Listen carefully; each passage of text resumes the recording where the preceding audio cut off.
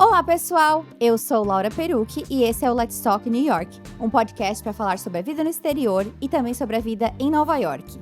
Lembrando que para comentar esse ou qualquer outro episódio, é só me mandar uma mensagem pelo Instagram, Laura_Perucchi, ou pelo Instagram do podcast, que é letstalk.newyork.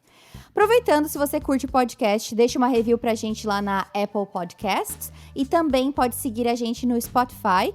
No episódio de hoje, eu recebo a Madalena Lelis Cohen, uma gaúcha de Porto Alegre, fotógrafa de casamentos, que mora no Canadá há 10 anos. A Madalena e o marido tinham muita vontade de morar fora.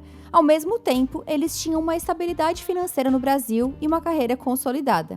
Até que eles decidiram mudar para o Canadá, para Winnipeg, pois descobriram que na época a comunidade judaica de Winnipeg buscava imigrantes judeus jovens que quisessem se restabelecer por lá. E aí, eles começaram a investir no ramo de fotografia lá, e o resto é história, uma história que ela vai contar pra gente hoje, diretamente de Vancouver, onde ela mora hoje com o marido, a filha e o cachorrinho. Então, Madalena, seja muito bem-vinda e muito obrigada por estar aqui hoje no podcast. Ai, eu que agradeço, que alegria estar aqui hoje. Tô muito curiosa para saber mais detalhes da história de vocês. Eu queria saber primeiro como que era a vida de vocês no Brasil e como que o bichinho de morar fora picou vocês. Eu nasci em Porto Alegre, mas eu fui criada em Campo Grande, no Mato Grosso do Sul. E eu conheci o Marcelo em São Paulo, apesar de ter feito faculdade em Florianópolis e ter terminado em São Paulo. Eu morei 10 anos em São Paulo. A gente tinha uma vida muito, muito estável. Eu já fotografava casamentos e o Marcelo começou a fotografar casamento um pouco depois comigo. Morava num apartamento na Avenida Higienópolis, que é uma avenida tradicional de São Paulo, bonita, pode-se dizer até chique. E o Marcelo tinha uma agência de viagens corporativa. Ele era um executivo, ele tinha um pouco mais de 100 funcionários. Então, a nossa vida realmente era muito estável. Eu fotografava casamentos final de semana. Eu comecei a fotografar fotografias de turismo. Fui trabalhar na revista Viagem e Turismo. Lá conheci a Thalita, que até foi aonde eu conheci você. E dessa revista, eu chegava em casa muito tarde. E eu já estava começando a querer fotografar os casamentos. Então, final de semana, ou eu ia fazer um trabalho de segunda fotógrafa com alguém, ou ia fazer fotos de família. E nossa vida ficou muito, muito corrida. Eu decidi sair da Editora Abril e fotografar só pessoas. E falando de pessoas, eu queria fotografar um dia com flores, com amor, com cores. Eu queria estar registrando o dia mais feliz, ou mais amoroso de um casal já. Eu comecei a fotografar casamentos em 2007. No dia que a Thalita casou, tinha uma estrada de terra, estava chovendo bastante. E o meu carro quase atolou e eu estava sem GPS, sem sinal de celular. Passou um táxi e aí eu perguntei se ele podia me ajudar, me resgatar. E ele falou assim, vem puxando o carro para cá um pouquinho, vai para cá, vai para cá. Eu consegui tirar o carro da vala, que eu tinha quase entrado. Aí fui seguindo ele até o casamento, estacionei o carro de qualquer jeito. Eu não posso fazer mais isso sozinha. Foi essa a conclusão que eu cheguei. Foi tão aterrorizante passar por tudo isso, o medo de perder o dia do casamento, a responsabilidade gigante que é esse dia.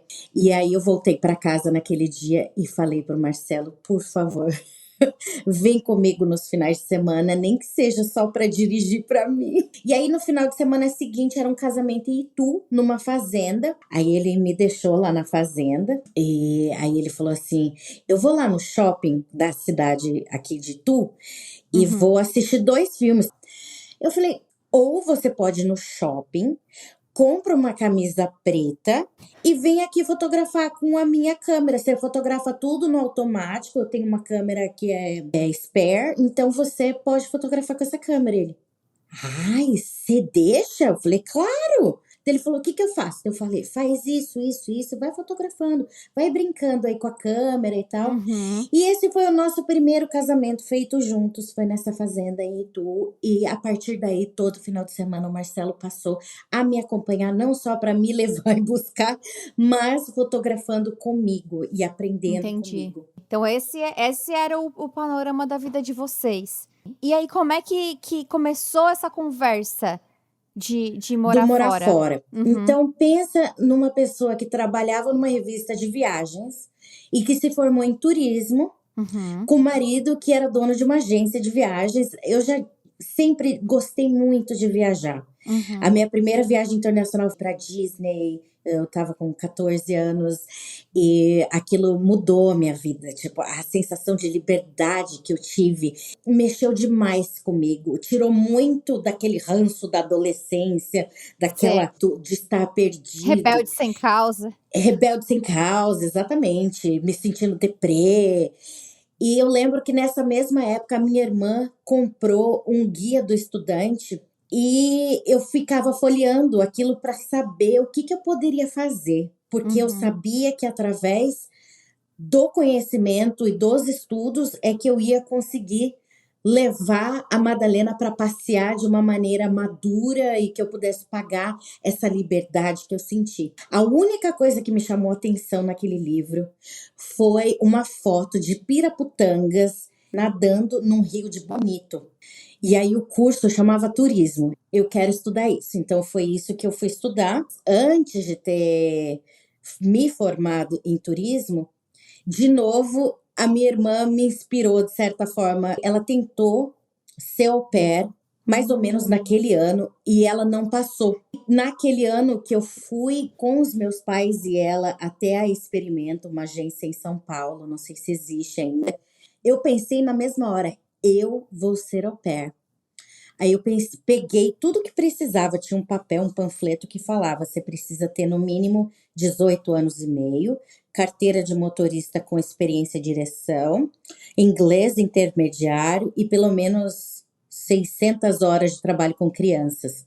E aí no Uhum. ano seguinte eu comecei a voluntariar com crianças para ter a carga horária que eu precisava. Me afundei no inglês, assim, eu que nunca tinha sido boa aluna, passei a ser ótima aluna no inglês. Quando eu já estava com 17 anos, eu comecei as aulas particulares para entender o vocabulário das crianças. Então, saber o Sim. que é pacifier, bottle, amarrar o cadarço. Quando eu fiz 18 anos, eu já estava preparada, apliquei, passei e fui morar em Washington. Ah, tu foi? Tu Eu veio para os fui. Estados Unidos ser au pair? Eu fui para os Estados Unidos ser au pair, fiz um ano, aquela época só podia fazer um ano de au pair, não podia fazer mais do que isso. E aí eu voltei, fui morar em Florianópolis, fazer a faculdade de turismo, de lá fui morar em São Paulo, e aí volto para onde conheci o Marcelo, em São Paulo, na capital. Para o comichão que me picou sobre viagens, ele já estava lá desde essa primeira viagem internacional que me mostrou o que é ser livre, o que é ser alegre, num potencial que eu nunca tinha vivenciado. E o Marcelo, como ele era dono de agência de viagens e ele era filho de dono de pessoas da indústria do turismo e neto, o Marcelo, desde muito pequeno, acho que desde a barriga da mãe, já viajava o mundo. Então ele já era um cara que gostava muito de viajar, já estava no DNA dele e no meu. Sim. E no dia que a gente se conheceu e que eu falei: "Ah, eu estudo turismo", e ele: "Ah, eu sou dono de uma agência de viagens". Então, desde aquele momento a gente já tinha se conectado em relação a viagens. Casados, a gente começou a viajar um pouco mais, Uhum. porque ele já estava com uma vida mais estabelecida, eu já tinha as datas certas, porque casamento você tem que agendar antes, né? Então já estava com as datas meio certas, eu tinha acabado de sair da editora Abril, tinha mais tempo, e a gente começou a viajar. Quando eu fiz 5 anos de casada, a gente resolveu casar de novo, porque a gente queria casar numa sinagoga. Nós não somos religiosos, mas a gente queria unir essa cultura, deixar essa cultura judaica pelas tradições, não pela religião, pelas tradições mais forte. Eu fui me converter, fiquei 2 anos fazendo curso, me converti. Assim que a gente casou, a gente comprou o apartamento do lado do nosso, na Higienópolis também, e a ideia era quebrar a parede inteira e fazer um apartamento de 200 metros quadrados, gigante, em plena Avenida Higienópolis, e viver lá o tempo que pudesse. Assim que a gente casou e comprou esse apartamento, eu tinha um workshop para fazer em Los Angeles. Era a minha primeira vez na Califórnia. Eu aluguei um Mustang conversível, aluguei um apartamento pelo Airbnb na Sunset Boulevard e comecei a fazer aulas de fotografia com a galera mais incrível da fotografia, na minha opinião, até hoje. Me revirou tanto que era como se fosse um pouco daquela menina que foi pra Disney pela primeira vez, se sentiu livre, só que dessa vez dirigindo, pagando as próprias Sim. contas. Então, Tu aquele resgatou um sol. pouco daquilo que estava quietinho dentro de ti, de alguma forma. Exatamente. E juntando a profissão com a paixão de viajar, com a paixão da liberdade, a paixão do trabalhar, do ganhar, juntou tudo isso muito forte, muito aflorado. E eu voltei muito animada. Uhum. E desanimada, muito animada com tudo que eu vivi, muito desanimada com São Paulo, com o Brasil. Voltar para São Paulo só me animava assim, ver o meu marido voltar para casa, o meu cachorro e tal, mas a cidade em si, o país em si não era o que eu Uhum. queria estar voltando. Ok, voltei à minha rotina e estava chegando as nossas férias de lua de mel. Aí a gente foi para as Maldivas. Naquela época eu nunca tinha visto ninguém ir para as Maldivas ainda. Não existia essa coisa das mídias sociais e pessoas passar a lua de mel do Brasil nas Maldivas. Era lá pelo fim da viagem, a gente pegou um bloquinho de notas que ficava dentro da cabeceira, assim, da gaveta da cabeceira. E eu pedi pro Marcelo, pega um lápis, eu pego um, anota o que você quer para os próximos 5 anos. E eu vou anotar também, e aí a gente troca esse papel. Eu comecei a anotar lá. Quero ter uma experiência fora do Brasil, tá. E o papel dele também falava a mesma coisa. Quero viver fora do Brasil. E aí, na hora que a Hum, gente trocou esses papéis e leu, os dois tiveram muita certeza que era aquilo. Assim, eu fico até entendi. emocionada. Era aquilo que a gente queria, só que era difícil pôr aquilo para fora com tanta estabilidade. 200 metros quadrados na Avenida Higienópolis, dono de uma agência com 100 funcionários. Tipo, vocês vão para onde? Fazer o quê? Sobreviver como? É bem interessante que tu toca nesse tema, né, porque vocês, chegaram num dilema que muita gente enfrenta, de estar numa condição, tipo: "A minha vida é muito boa no Brasil, para que eu vou arriscar isso?", mas ao mesmo tempo eu quero sair e gostaria de ter essa experiência. Como é que vocês tomaram essa decisão? Porque não é uma decisão fácil deixar uma no caso, um business, né, uma carreira estabelecida de fotógrafo, um imóvel bom, e tudo isso para tentar algo no incerto. Totalmente incerto. A gente conversou muito a respeito. A gente vendeu esse apartamento um pouco depois, a gente reformou ele e vendeu para a gente conseguir o máximo de lucro que a gente pudesse. A gente fez muita terapia juntos. Acho que é chamado terapia de casal, mas não é exatamente a terapia de casal, porque a gente queria discutir um interesse mútuo. Nesse momento era mais para discutir esse interesse mútuo de como fazer acontecer sem ter nenhuma rede de segurança ou de proteção. E lá a gente percebeu que a gente queria isso muito e que se não desse certo a gente voltaria dali mais ou menos um ano, mesmo vendendo tudo, mesmo abrindo mão de tudo. Se não desse certo, a gente voltaria. A Uhum. gente não sabia para onde ir, lógico que eu tinha muita vontade de Califórnia ou voltar para Washington, onde eu já tinha morado. A gente pensou sobre a Austrália, a gente pensou Europa, e a gente queria algo que nos desse um trabalho legal, em que a gente pudesse morar com toda a documentação necessária. Foi vendo o que dava, o que não dava, eram pouquíssimos lugares. Então, o Uhum. Canadá era uma chance, O Sim. Marcelo viu alguma coisa no YouTube sobre morar no Quebec. Falou, parece que o processo de imigração lá é um pouco mais fácil.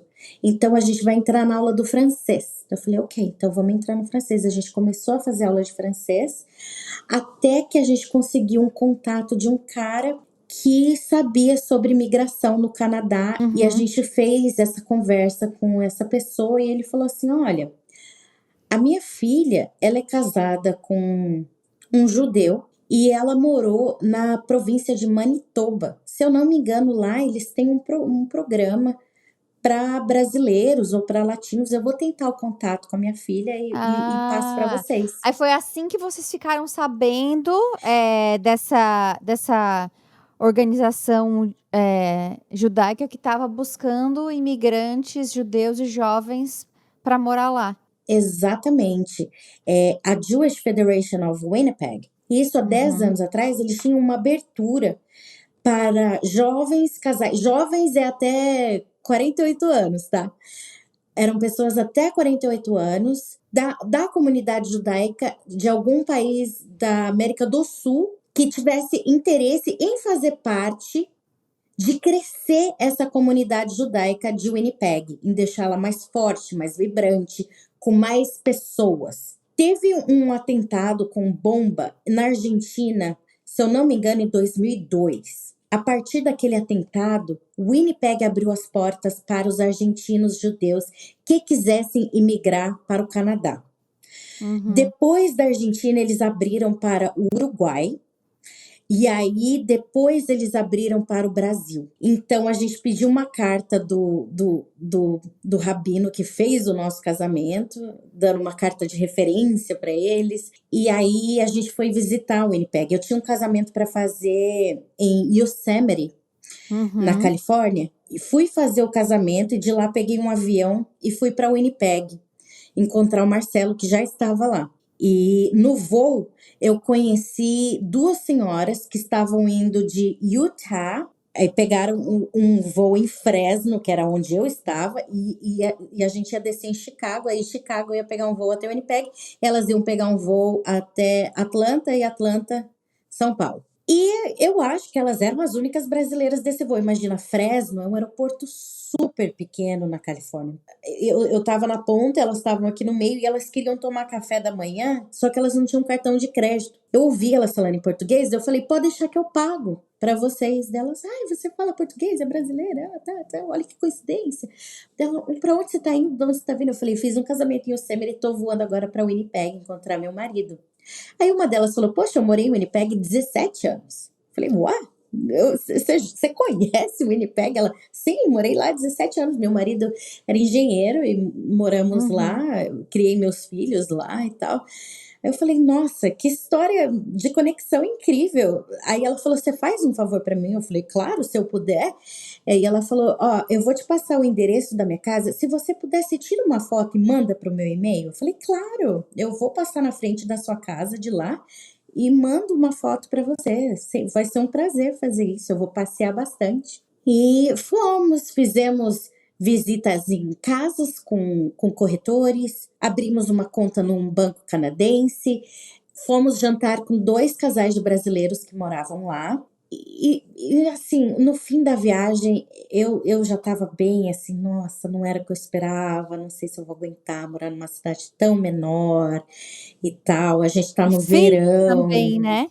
Pois é. Ah, é no verão, pois é. E faz muito frio, né? muito frio, muito frio. E aí faltava só passar na casa dessa senhora do avião, tirar a foto e mandar para ela. E o Marcelo animado e eu desanimada, passamos nessa casa e aí eu me apaixonei. Eu falei, eu consigo morar aqui. Eu vi, assim, cada cena, porque ela morava numa uma região da cidade que eu nem imaginava que existia, que era na beira do rio.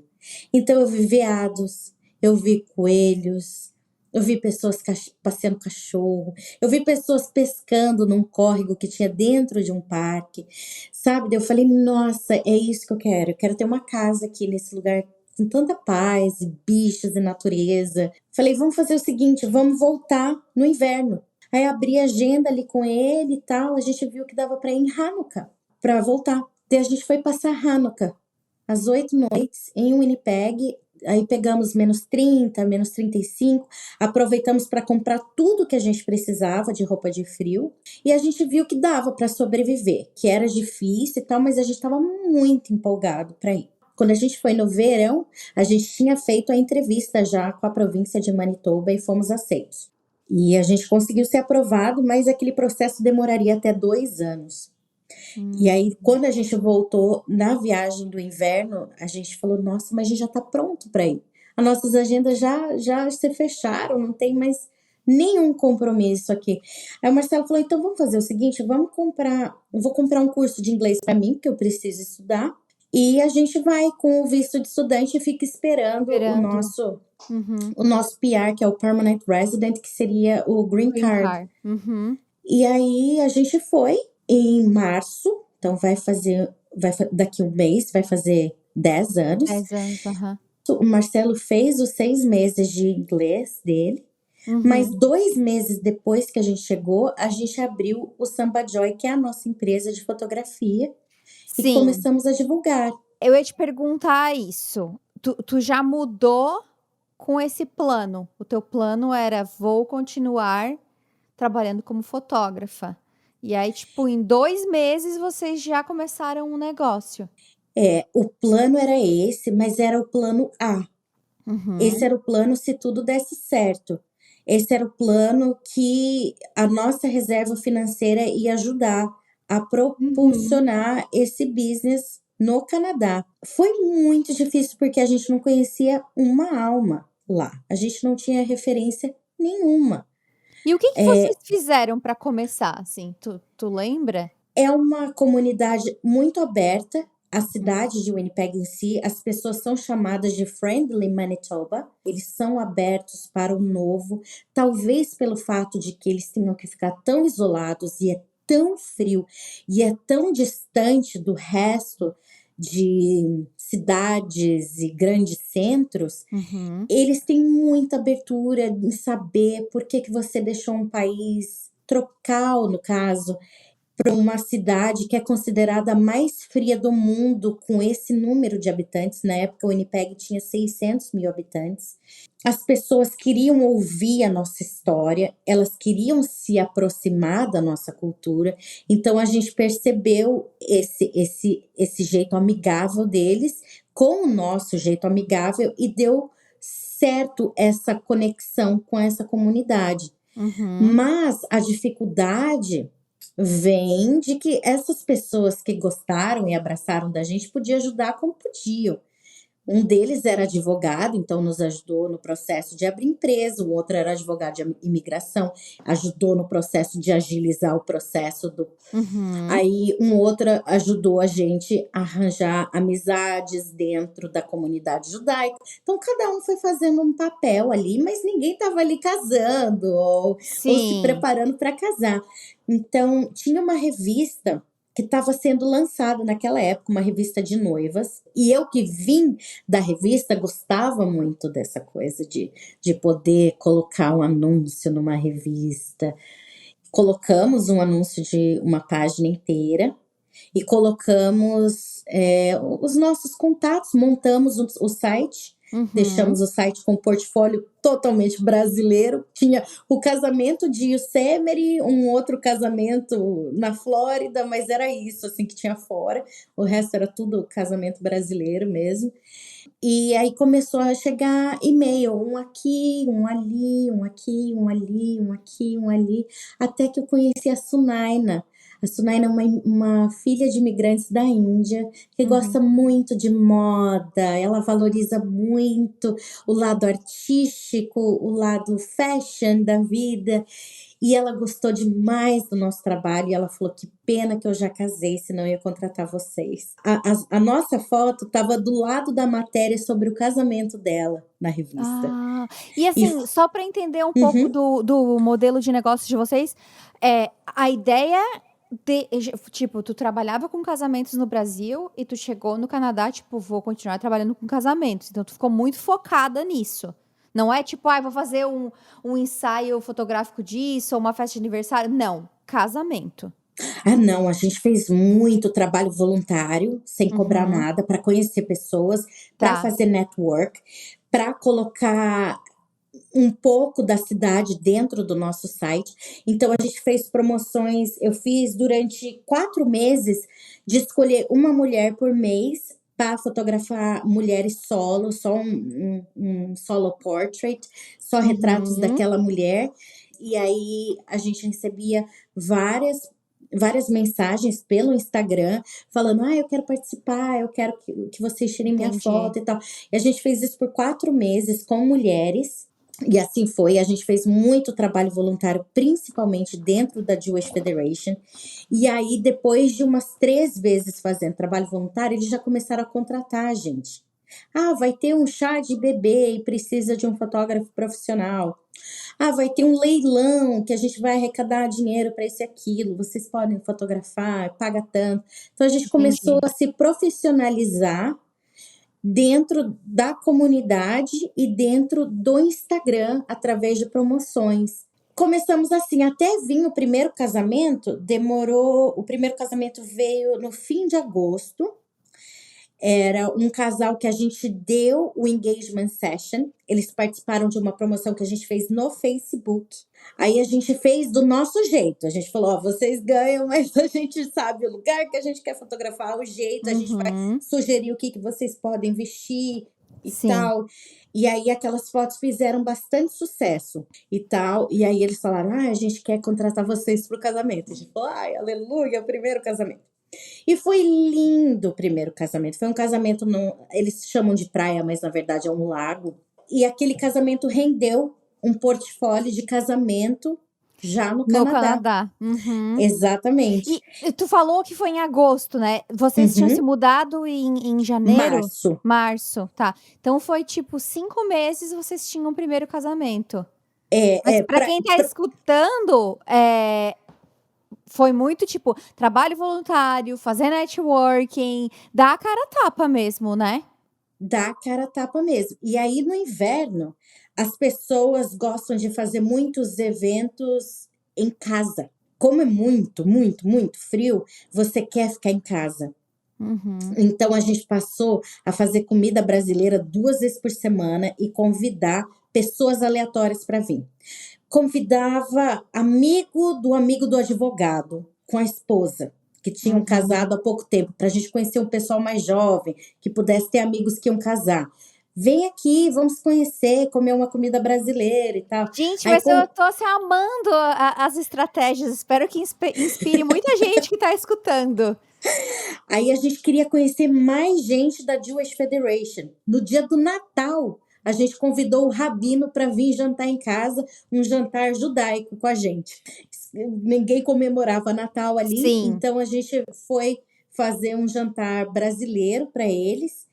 E naquele dia de Natal estava fazendo menos 52 graus Celsius. Meu Deus do céu. Foi um recorde do recorde do recorde. E aí a Gente. gente acabou conhecendo muito mais gente dentro da comunidade judaica. Aí a filha dele queria fazer fotos de família de 2 em 2 meses, então a gente ia, fotografava a família dela. E aí as amigas dela também queriam. E a essa altura do campeonato, o teu marido também já estava quando ele começou a fotografar contigo no Brasil, então ali ele já era fotógrafo profissional junto contigo, né? Ele ainda estava se posicionando ainda, ele ainda não tinha essa maturidade da profissão e não tinha também autoestima da Mas tinha profissão. tu, né? Tu tinha todos os paranauê, né, e as É coisas, que naquela então época ele ficava mais como um segundo fotógrafo. entendi. E aí, depois de ali um tempo, a gente mudou as coisas, sabe? Falou: não, agora você já tá aqui, já abraçou, então manda ver Uhum, agora. Agora é uhum. você. Não quero ficar dando feedback mais, sabe? Se Chega, vira, você meu sabe, filho. se vira, você sabe o que você tá fazendo. Nesse inverno que a gente pegou muito frio e tal, a gente já tinha comprado a nossa casa. Então, o Marcelo tinha o escritório dele, eu tinha o meu escritório, era um andar separado do outro, porque era uma casa grande, era só nós dois. Eu imagino Então, que com o dinheiro que vocês venderam o apartamento no Brasil, ajudou bastante vocês com isso também. Ajudou sim, ajudou a comprar essa casa e ajudou a dar entrada para acelerar o processo do permanent resident no Canadá. Porque você tem que Entendi, comprovar muitas coisas, e se você consegue comprovar um certo total de dinheiro na sua conta, isso ajuda. entendi. Em vez de você Uhum. ficar aqueles 2 anos, a gente já Sim, estava lá, então isso já corta a fila. A gente estava lá já legalmente. Naquela época, se um casal pegasse um visto de estudante, automaticamente o outro já pegava de trabalho. Daí, uns anos depois, eles mudaram isso. Então, a gente já sabia que, pelo menos eu, poderia trabalhar a sim, princípio. Mas o sim. Marcelo, assim que chegou, ele já pediu também para poder trabalhar. E a imigração de Manitoba era uma imigração bem mais rápida, bem mais tranquila que qualquer outra província no Canadá. Imagino que porque o Canadá é um país, né, que acho que até hoje busca pessoas, para popular as suas áreas, né. E claro, um lugar que chega a fazer mais de menos 50 não é, digamos, um lugar como a Austrália, né, que mais gente Sim, talvez mais gente queira ir pra Austrália do que para ir para Winnipeg, porque é muito frio, né. Então, ó, isso também é, facilita quanto mais quanto menos pessoas têm interesse, mais fácil vai ser o processo, né, mais ou com menos. No certeza. Canadá, pelo que eu vejo, é meio que assim, né, meio que uma coisa da É, demanda, né. e eu acho que é por isso que o Quebec também tem as portas abertas, porque eles precisam de pessoas que falem o francês.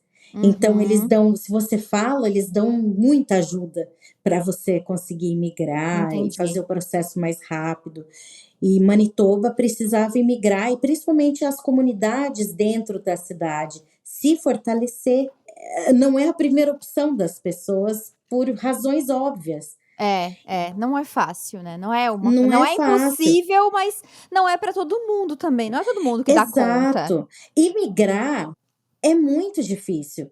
Imigrar com tanto frio é mais difícil ainda. Então, assim, o processo de imigração não é fácil para ninguém, de nenhuma maneira, mesmo se você já tem isso, ou já tem aquilo, ou documentação, ele nunca vai ser um processo fácil. Você vai ter Não é que fazer gostosinho. um rewire aqui no seu cérebro, rebobinar muita coisa. Então, É. é um processo que não é natural, né? Uhum, uhum. Ele Sim. vai te jogar para fora de qualquer zona de conforto que você tenha. E tem que ter muita vontade É, para isso. Então, o fator do frio, acho que sim, ajuda eles a ter a dar mais abertura sim. para quem quer imigrar para esse lugar. Sim. E aí voltando para o business de vocês, em 3 anos em Winnipeg vocês já tinham, fotografado dezenas e dezenas de casamentos, Uhum. vocês tinham fotos estampando as revistas locais e outdoors. Todas as Hã, revistas e todos os outdoors. pois é, e aí chegou a hora de mudar, e aí que entrou Vancouver, que é onde vocês E estão aí hoje. entrou Vancouver. Como que Sim, foi então essa mudança? resumindo, para a Winnipeg a gente ainda teve que batalhar bastante para conseguir, mas a gente tinha esse tempo, porque o casamento também tem esse tempo, né? A gente não tinha talvez o dinheiro, mas o tempo tinha. A gente correu muito atrás de fazer muito anúncio, e a gente fez uma exposição dentro da nossa casa. A gente colocou todos os móveis no porão, imprimimos fotos muito grandes, espalhamos pela casa, colocamos no jornal de papel, no jornal da televisão, na revista e nas mídias sociais todas, avisando que teria uma exposição de fotos de casamento na nossa casa. E aí a gente serviu champanhe, tinha prêmios de amigos. Amigos que vendem chá, vem cá, traz seu chá, vamos sortear o chá. Amigos que vendem roupa, vem cá, vamos sortear. Então a gente juntou uma galera dentro dessa exposição, Uhum. fizemos o barulho que precisávamos, sabe? A gente se conectou com mais gente. E aí, do ano seguinte, que já era 2014, a gente conseguiu já os primeiros casamentos. Acho que no primeiro ano foram 12, no segundo ano foram 25, no terceiro ano já estava em 32. Nossa. Então, a gente falou: ok, conquistamos o que precisávamos aqui. Então, agora estava na hora da gente buscar outra coisa. Em 2 anos e meio de Winnipeg, eu fui fazer um casamento em Vancouver. Fui ser segunda fotógrafa de uma amiga que eu tinha conhecido em Los Angeles naquela primeira viagem. Aham. E ela falou: Madas, eu moro perto de Vancouver. Quando que você vai vir para cá? Você tá no Canadá já há mais de 2 anos. Deu, nossa, eu morro de vontade de ir para Vancouver, quero muito conhecer. O Marcelo fala que lá é a cidade mais linda que tem, não sei o quê, nananã. Ela falou assim: por que você não veio fotografar um casamento comigo? Eu falei: nossa, por favor, eu quero. Quando que tem? Aí ela falou: ó, tenho data aqui, aqui, aqui. Daí a gente conseguiu achar um casamento que batesse a data das duas. Era outubro. Outubro em Winnipeg já tá Frio. bem frio, ainda não tá nevando, mas já tá frio, já tá aquele humor assim de o inverno tá chegando. E eu cheguei aqui, tava sol, tava um dia lindo, lindo, mas estupidamente lindo, sabe? Você conhece Florianópolis? Uhum. Sabe aqueles dias que você sobe o morro da lagoa e aí você vê as dunas e a praia lá embaixo e você fala: meu Deus, esse é o lugar mais lindo do mundo, é um dia perfeito? É tipo aquela sensação que eu tive. Eu me apaixonei pela beleza daqui. Aí fiz o casamento, um casal lindo, gente boa, o casamento outdoors em outubro. Aí eu falei: meu Deus. Aí o Marcelo veio no final de semana, veio me ver e rever Vancouver. E aí ele falou assim: você sabe que quando eu tinha 17 anos, eu vim aqui nessa cidade, eu tava com um headphone escutando, sei lá, minhas músicas de adolescente, na Capilano Bridge, que é uma ponte suspensa que tem. Uhum. E ele falou, ele disse que parou no meio daquela ponte e falou: um dia eu vou morar aqui. E aí, Ui. 17 anos depois, a gente veio morar. Mas aí tu que propôs isso pra ele, de vocês mudarem pra Vancouver? Eu que propus. Ele veio me ver no final de semana para me ver e para rever Vancouver. Ele Aham. queria muito rever essa cidade. E aí eu falei para ele, assim que ele foi me buscar, eu falei: eu quero morar aqui. Eu não sei como, mas eu Uhum. quero morar aqui.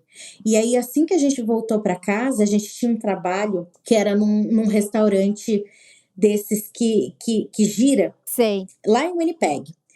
E a gente estava fazendo as seasons, as estações para esse restaurante. Então a gente já tinha feito o outono, aí faria o inverno, ali dali um mês, e depois voltaria para fazer a primavera e depois o verão para acabar, concluir e fazer um vídeo só. A gente tinha sido pago num contrato para fazer as 4 estações, vista desse restaurante num time-lapse. A gente sentou numa mesa e com o restaurante girando enquanto, né, a câmera fazia o time-lapse. E aí eu falei assim: dá uma olhada na cidade inteira, porque daqui dá para ver a cidade inteira. A gente já conquistou essa cidade inteira. Os outdoors é tudo foto nossa. As revistas locais é capa nossa. A gente já conseguiu fazer mais de 30 casamentos aqui. Eu acho que tá na hora de expandir. Vamos crescer. Daí, e todo mundo falava: vocês vão abrir um sushi em Vancouver. Porque aqui em Vancouver é a capital do sushi, assim, é um a Ah, cada meia entendi. quadra. Tipo que E aí, vocês ser seriam só mais um. fotógrafo, Uhum. uhum, ser fotógrafo aqui é o que mais tem. Se você olhar assim os prêmios, para quem vai de fotografia de casamento, sempre vão ter vários fotógrafos de Vancouver, porque tem muito Uhum. fotógrafo aqui. E aí todo mundo falava: ai, lá vocês vão ter que morar super pequenininho, lá vocês não sei o quê, lá é o lugar mais casca-grossa de morar no Canadá, as pessoas são frias. E a gente quis enfrentar, sabe? De tipo, de novo, não conhecer ninguém, não conhecer nada do mercado. O mercado aqui é bem diferente do de Winnipeg. O mercado aqui é um mercado para ricos. E o de Winnipeg não é um mercado para pobre, mas as pessoas gostam de desconto. Aqui as pessoas saem correndo do desconto. Se você oferece um desconto, eles já não querem você. São pessoas que querem pagar bem. Eles querem um bom trabalho e eles querem pagar bem. As cerimonialistas não têm muito tempo de conversar com quem vem de fora. A gente teve que rebolar para conseguir marcar com uma cerimonialista. Enquanto em Winnipeg a gente conseguiu marcar com umas 8, aqui em Vancouver a gente não conseguiu nenhum e-mail. Então, sabe o que a gente fez? A gente pegou o endereço de 6 empresas de cerimonialistas A gente mandou fazer aqueles óculos que é vintage, retrô, que você coloca um slide dentro, acho que são 8 fotos que você coloca e a pessoa vai girando. Então a gente mandou fazer, numa empresa americana, mandou fazer 6, com 8 fotos de casamento, tipo um portfólio. Aí a gente fez uma embalagem super Pinterest, assim, fez uma caixinha com um laço que vinha um cordãozinho que amarrava uma girafinha, bem Pinterest, assim, colocamos dentro de uma caixa e mandamos para essas 6 cerimonialistas. Até hoje, as 6 falam pra gente que ainda tem o óculos e que lembra do dia que chegou aquela caixinha para eles, falando: Então oi, funcionou para abrir uma funcionou, porta. funcionou. A gente tomou café provavelmente com 5 delas. Mas desse dia que vocês estavam nesse restaurante, né, fazendo esse trabalho, e tu Uhum. falou pra ele: "Já deu aqui, vão embora". Foi quanto tempo até vocês mudarem pra Vancouver? Foram 3 meses. Nossa, foi 3 rápido. meses. É, o maior perrengue foi colocar a casa à venda no inverno. O ideal é você colocar a sua casa à venda sempre no verão, porque você tem como mostrar o backyard, o front yard e toda o landscape o paisagismo que você tiver. Então você tem que vender a sua casa pelo menos 10% mais baixo. Então aquilo não era muito interessante pra gente, mas a gente queria ir embora logo. A gente tinha um trailer na época. A gente pensou assim, se não der certo, a gente conseguir nada em Vancouver, a gente fica no trailer. Tem um teto, pelo menos. Entendi. É, um bom plano Uhum. B. Mas no fim a gente conseguiu falar com essas planners, teve que usar muito a criatividade, porque aqui realmente não era o mais fácil. Mas ao mesmo tempo a gente percebeu que não tinha tanta vontade de sair daqui para fazer destination wedding, mais, sabe? Era tanta beleza Sim. que a gente queria explorar por aqui, tanta montanha, tanto lago, praia, que a gente falou: olha, vamos ficar por aqui, tentar pegar o máximo de casamento aqui. A minha próxima pergunta, na verdade, é 2 em uma, porque eu acho que uma responde a outra, né. Então, assim, o que que tu acha que foi essencial para o sucesso de vocês trabalhando com fotografia, no Canadá? E de quebra, né, já deixar um conselho para quem quer atuar com fotografia no exterior, baseado, claro, na experiência de vocês. Claro que a gente sabe que nem todos os mercados são iguais, né, mas até eu falei com a Madalena antes da gente começar a gravar, que isso acontece em vários nichos, que é da gente querer, né, da pessoa querer ficar naquele nicho, naquele mercado brasileiro. Então, eu sou fotógrafa, eu vou fotografar brasileiros, eu faço comidas para fora, eu vou fazer comida de brasileiro para brasileiros. E sempre me chama muita atenção quando eu encontro, brasileiros fora que saíram disso. Então eu queria que tu contasse o que tu acha que foi essencial para o sucesso de vocês, já deixando umas dicas. Abrace, mergulhe, entre na cultura onde você está, você não sabe quanto tempo você vai ficar.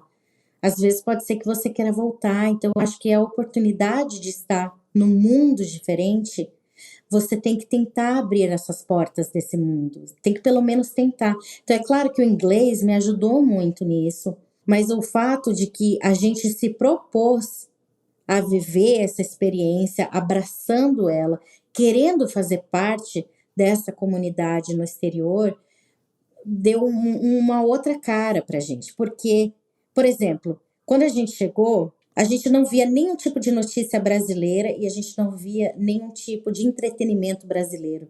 A gente passou a ver notícia só canadense e entretenimento só mundial. Que é chato no começo, chato pra caramba, tipo noticial de Canadá, tipo, é muito chato. É chato, é um pouco tedioso, mas a gente falou: não, a gente tem que saber, sabe por quê? Porque se o nosso cliente é canadense, a gente tem que saber do que eles estão falando, o que eles pensam, o que está acontecendo na política, o que está acontecendo na economia, e a gente passou a estudar a economia mundial. O que está acontecendo na Europa agora? Vai afetar a gente? Vai afetar o nosso financeiro? Você, quando é um autônomo morando fora do país, você tem que tentar estar pronto para tudo. Tudo pode Uhum. acontecer. Você não tem nenhuma rede de apoio. A rede de apoio é zero, nada. Não existe. Esse seu conselho é muito interessante, porque parece uma coisa pequena, né? Mas assim, tu tá conversando com o teu cliente, e aí vocês não conseguem ter um assunto em comum, como é, né? É Tem que difícil, rolar uma conexão, né? porque por mais que eu possa falar da minha própria cultura e como que é o Brasil, é um pouco superficial, porque você não consegue penetrar no próximo, no que você vai falar próximo. Porque se você se resume a falar só de você e da sua cultura, e eles só ali ouvindo, você não vai conseguir dar um próximo passo.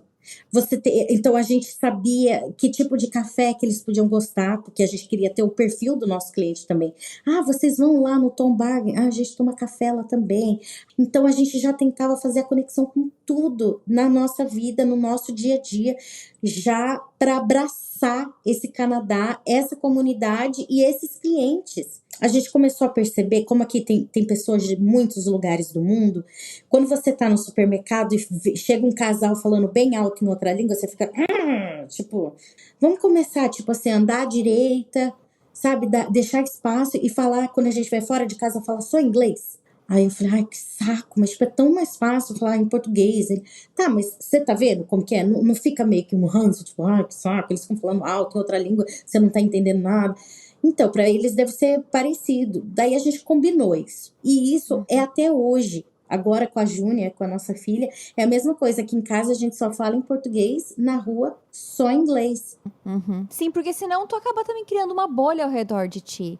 E aí também não é muito interessante tu pegar, tu se tirar do Brasil dentro de uma bolha, pegar essa bolha, colocar em outro lugar e ficar dentro dela. Claro que cada um tem as suas razões pelas quais vai pro exterior, né? Mas aí tu não vive aquela experiência da maneira completa, né? Se tu não se Exatamente. entrega. Eu acho que a gente tem que fazer a imersão. A gente não tinha nenhuma vontade de voltar. A gente queria muito que aquilo desse certo. Então a gente estava com aquela oportunidade na mão para dar certo e tinha que dar certo. E quando a gente mudou para Vancouver, tinha o plano B de casa, de teto. É o sistema habitacional mais caro do mundo depois de Hong Kong. Então, é realmente uma cidade extremista em relação ao housing. Ao mesmo tempo, a gente estava proposto a isso e a gente não tinha outra saída, a gente não tinha nenhuma rede de apoio para se apoiar. E o nosso dinheiro também, a venda da casa, foi para sustentar a gente em Vancouver um período curto de tempo até a gente se restabelecer em outra província. Sim. E isso tinha que acontecer ou acontecer. E aconteceu, né? E aconteceu. Quando a gente se viu com $800 na conta bancária e nada mais, a gente fechou 3 casamentos naquele mês. E aí foi onde que tudo foi começando e começando e começando. E aí no nosso primeiro ano de Vancouver, a gente já fez, acho que foram 25 casamentos aqui, daí no segundo a gente fez Nossa. 37, e aí foi. E Vocês aí estão há desenrolou. quantos anos em Vancouver? 7 anos em Vancouver. Agora vocês são uma família, né? Com uma filha humana e um filho de 4 patas. Sim. Eu queria saber se depois desses 10 anos de Canadá, olhando lá atrás, quando começou essa conversa de morar fora, vocês encontraram o que vocês buscavam? Eu acho que a gente encontrou muito mais do que a gente buscava, mas ao mesmo tempo você passa a fazer parte de todas as camadas daquilo. O sonho, eu acho que ele é tão importante porque ele não tem um filtro. Ele tem uma liberdade dentro da nossa cabeça até chegar na realidade. Quando chega na realidade, ela pode ser muito dura, mas olhando para trás tudo que a gente conquistou, conquistar uma cidadania, conquistar clientes que gostam da gente. Marcelo conquistou um mestrado, ele nunca fez faculdade, ele foi aceito para entrar numa pós-graduação no Canadá. Você tem que comprovar muita coisa para isso acontecer. Nós, como um casal que não podia ter filhos naturalmente, ter tido a Júnia no meio de uma pandemia foi incrível também. Eu me curei muito emocionalmente nos últimos 4 anos. A gente tem certeza que é por isso que a gente escolheu sair do Brasil, esse comichão de querer viajar, era um comichão de querer ter autonomia também.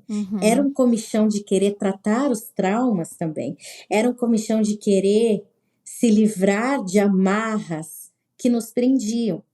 Então, a gente vê o Canadá como se fosse uma família que abraçou a gente, que deixou a gente vir e que hoje nos dá apoio e que através dessas curas mentais de chegar a tantas conclusões estando sozinho por nós aqui, a gente, eu entrei na menopausa com 25 anos, foi ter a Júnia com 2 dias antes de eu fazer 41.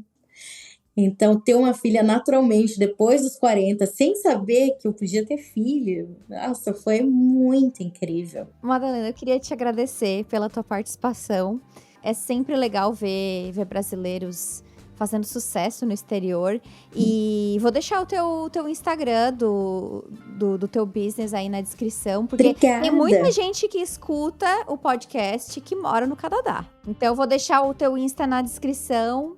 Muito obrigada, Laura. Eu agradeço demais. Que honra poder participar. Sério, você é muito boa no que você faz. Obrigada por abrir esse canal para tanta gente. Eu fico muito inspirada ouvindo as histórias, viu? Então é isso, gente. Ó, mandem mensagem para mim e para Madalena contando o que vocês acharam do episódio. E a gente se fala no próximo episódio. Tchau, tchau.